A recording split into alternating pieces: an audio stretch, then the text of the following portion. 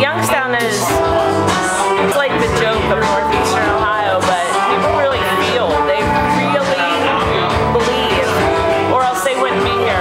Nobody would stay here unless they really believed in it. If they believed that they could make it better and do things that are amazing, turn the city around. In that way, Youngstown kind of is like the whole hope story for the country, because we're so down, and no matter how down we get, we always, every generation believes. They really believe that it can be better, they can turn it around, that they can do something that matters. I believed it, I still believe it. That's why I'm still here.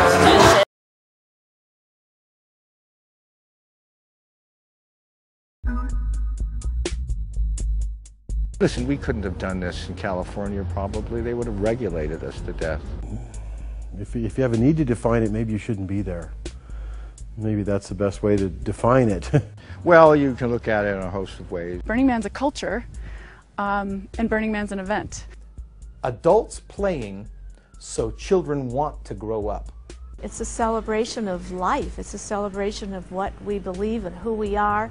The mission of Burning Man really is to engage with others. It's a seething mass of humanity that comes together to create community. More importantly, it's a community that extends well beyond the borders of Black Rock City. People were a little bit scared of Burning Man in the early years, and they didn't know what to think of it. Miscreants of society out in the desert, you know, having a party. I think that has changed completely. I think people get it. Out here, there's a sentiment that's very favorable to the robust exercise of liberty. I see people coming to Burning Man, and in 1 week, they get more than you get in a 4-year college degree in art. They get it.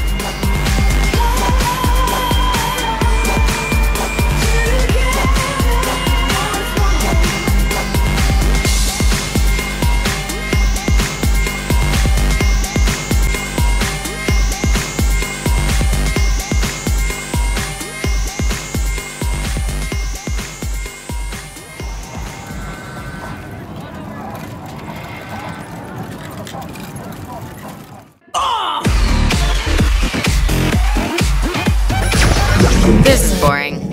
I mean, seriously, guys, could have put a little bit more effort in. Sitting here and stroking my beard is so much more entertaining than anything that is going on at Burning Man.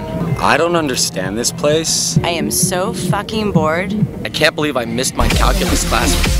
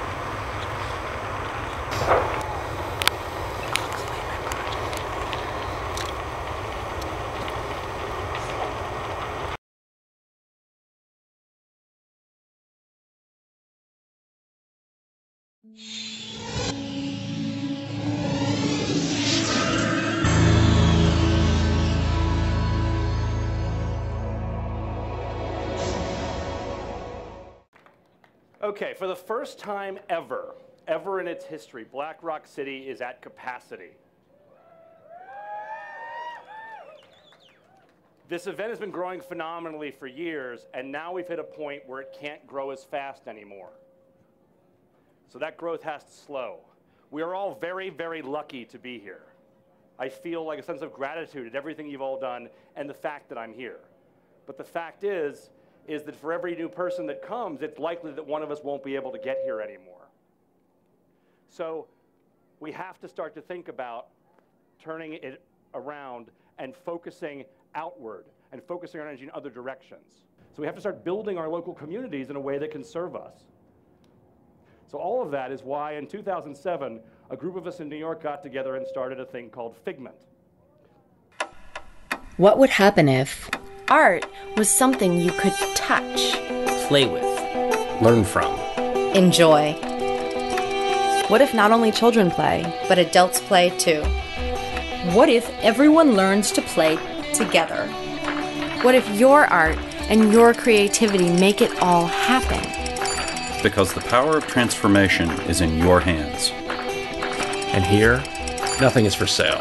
No products are advertised, No one is paid. and it's all free. The only thing of value becomes your experience. And the experience of everyone around you.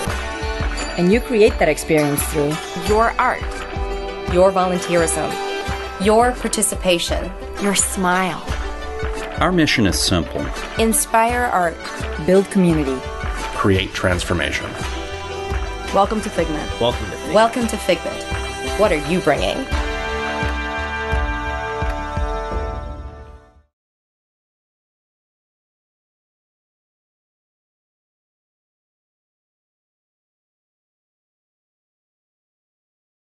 And all of the problems everyone is facing are interlinked. So at times it seems like our message is not clear, but that's because there's so many problems that they're all linked together. Yeah. It's like a chain reaction. You get to a point where you just start living your corporate job and life, and when I found out 700 people got arrested on Brooklyn Bridge, I was like, okay, what's going on with this Occupy? And then I started doing my own research, not listening to what the news was telling you, not what Fox tells you, and I did my own research, and then when I went there, I observed. I'm an observer. I observed, and I just realized, I was like, wow, people loving people just to love them, you know what I mean? And like, I've always felt that in my heart. That's the way we should be. I love people. I just love people. If I see something going on that's wrong, I don't care if they're a stranger or not, I'm gonna help them. And when I went to Occupy Chicago, I found other people that do the same thing as me. I was like, wow, there's a world out there. There's like hope for us, you know? Like, it blew my mind and it made me happy, and I feel at home for once. And it's really hard to create community if the underlying knowledge is we don't need each other. So people kind of get together and they act nice, or maybe they consume together. But joint consumption doesn't create intimacy. Only joint creativity and gifts create intimacy and connection. I'm excited for the philosophy and the way of being with each other to translate out into the world. And I think it's 100% possible. And beyond possible, I actually think it's a must. I think that we must change our ways.